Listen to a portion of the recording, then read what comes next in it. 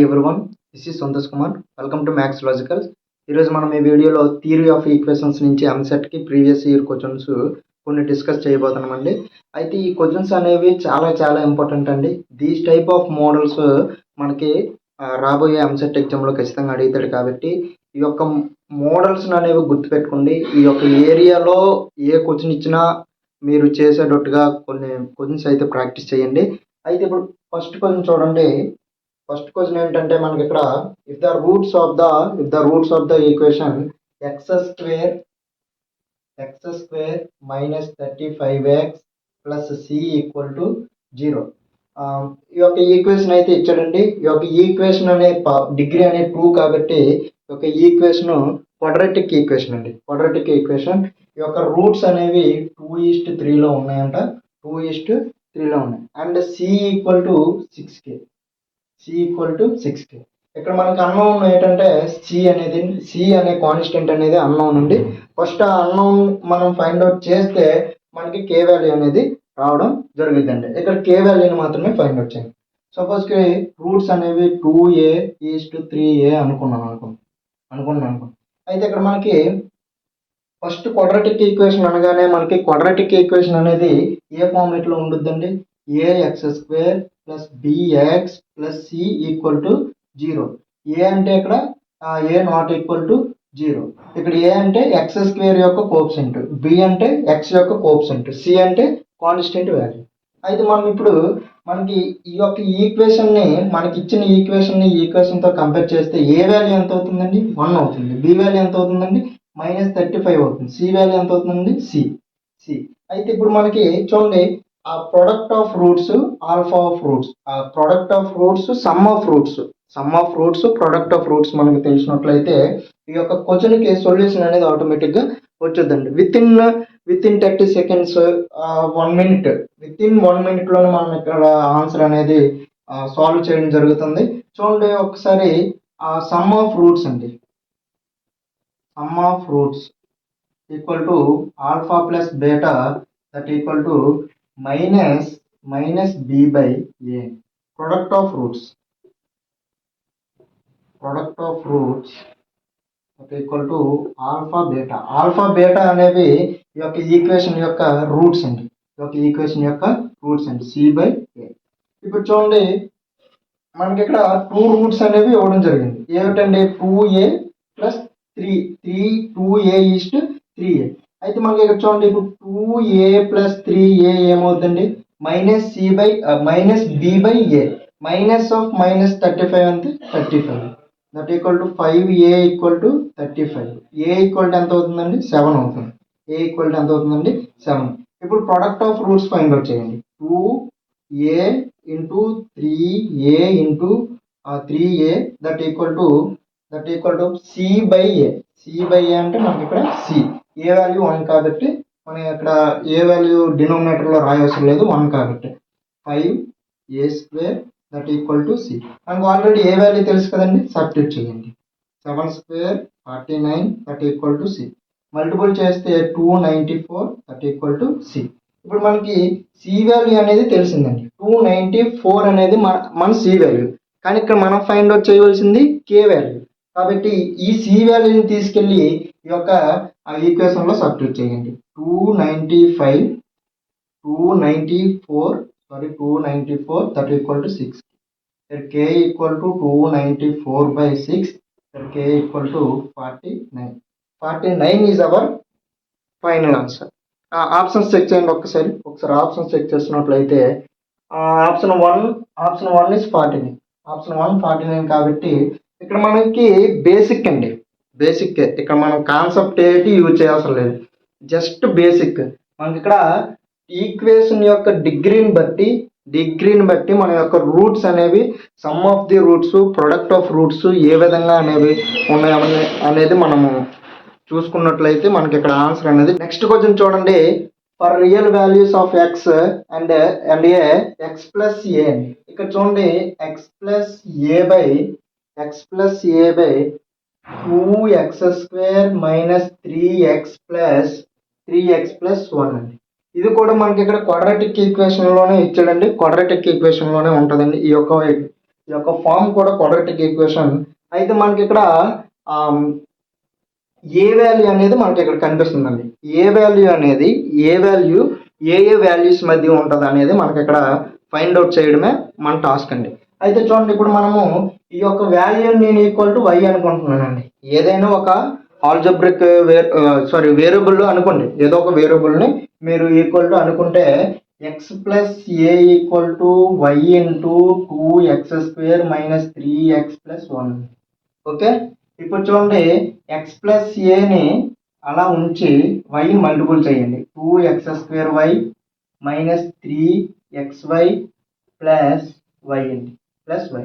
ఈ యొక్క వాల్యూస్ని కూడా అటు సైడ్ తీసుకెళ్ళండి. 2x² minus 3xy minus x plus y minus a equal to 0. ఇప్పుడు చూడండి, ఈ యొక్క ఈక్వేషన్ని నేను ఏ ఫార్మేట్లో రాస్తున్నానంటే క్వాడ్రాటిక్ ఈక్వేషన్లో రాస్తున్నానండి. క్వాడ్రాటిక్ ఈక్వేషన్లో రాస్తున్నట్లయితే చూడండి, 2x²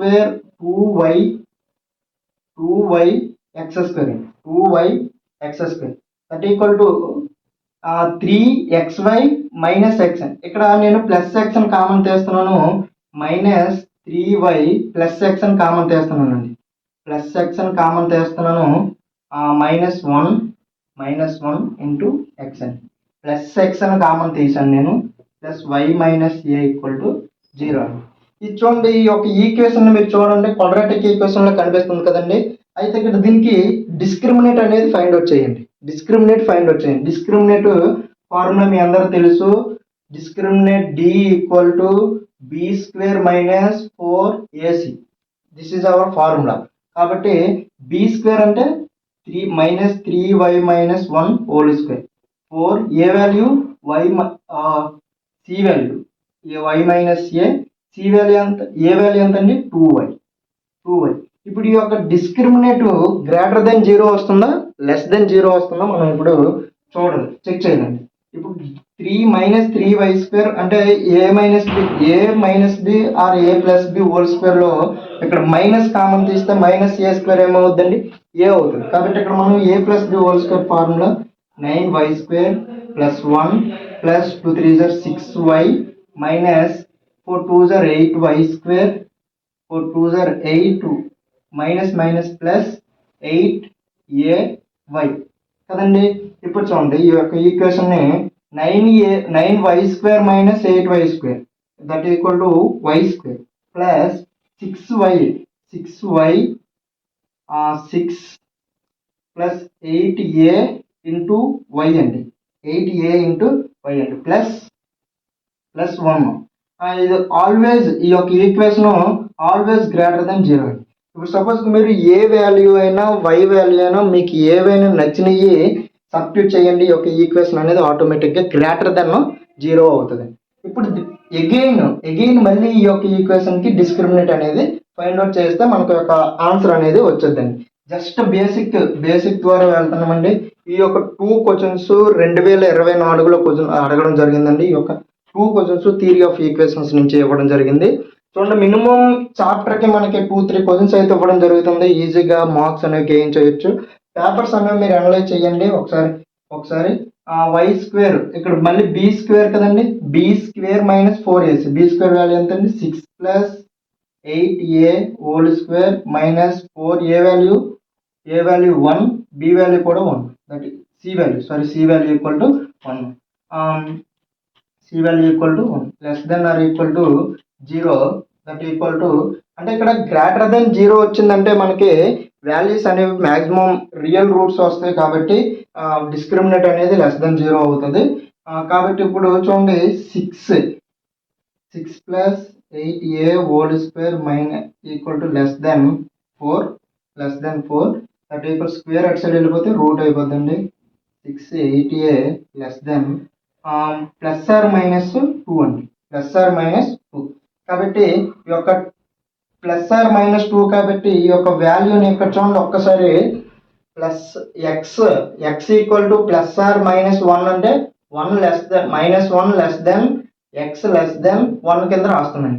ఒకవేళ x equal to plus or minus a అని రాస్తున్నాను అనుకోండి, a less than x less than minus a less than x less than a అని రాస్తున్నాను.